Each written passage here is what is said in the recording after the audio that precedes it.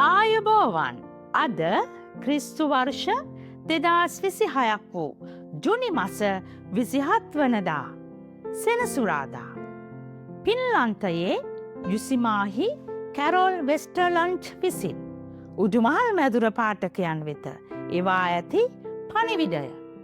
අද දවසේ මාර්තුකාව මුසැල්ලෙන ප්‍රේමයක් දිනට නියමිත බයිබල් කොටස ගීතාවලිය පළමුවන පරිච්ඡේදයේ පළමුවන පදේ සිට 6 වන පදය දක්වා.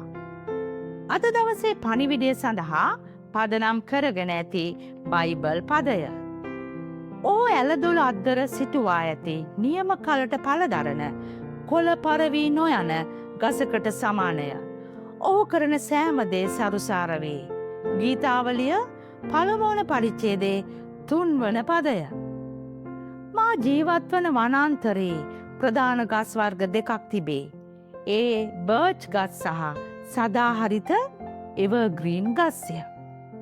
බර්ච් ගස ශරත් සමයේදී රන් පැහැති කහ පැහැට හැරී කොළ හලයි.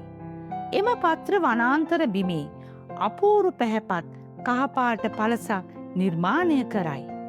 බර්ච් ගස්වල සුදු පැහැති කඳන් ශීත කාලයේදී මුඩුව තිබෙනු දැකගත හැකිය.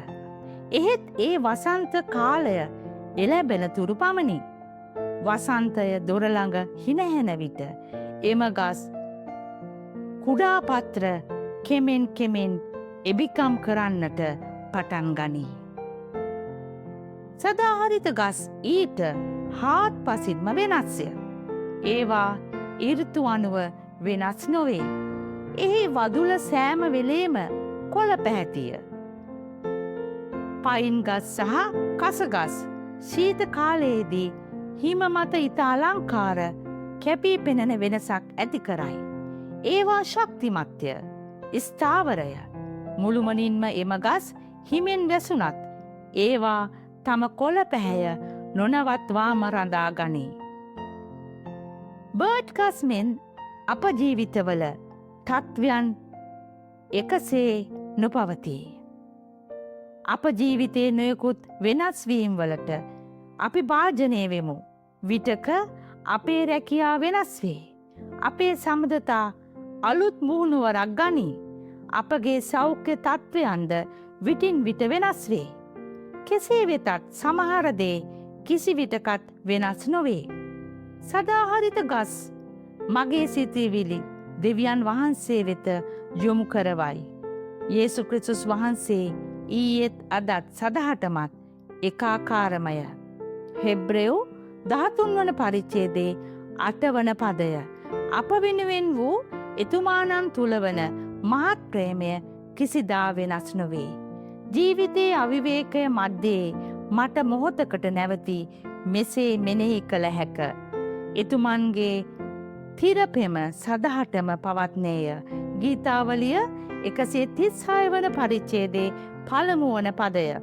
කිසිදා වෙනස් නොවන අපේ ගැලවුම් කරුවාණන් තුල අපට රැඳී සිටිය හැකි බව දැන මට මහත් සැනසෙල්ලක් අත්පත් කර දෙයි. අපි යාඥා කරමු.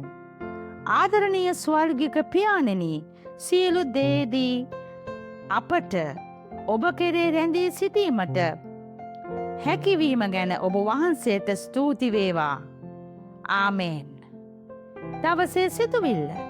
අනෙක් සෑමදේම වෙනස් වන විට මට දෙවියන් වහන්සේගේ වෙනස් නොවන ප්‍රේමයෙහි රඳා පැවතිය හැක. යාඥා යොමුව. ඍතු වෙනස් වීමකට මුහුණ දෙන අය ඔබට ජේසු පිහිටයි.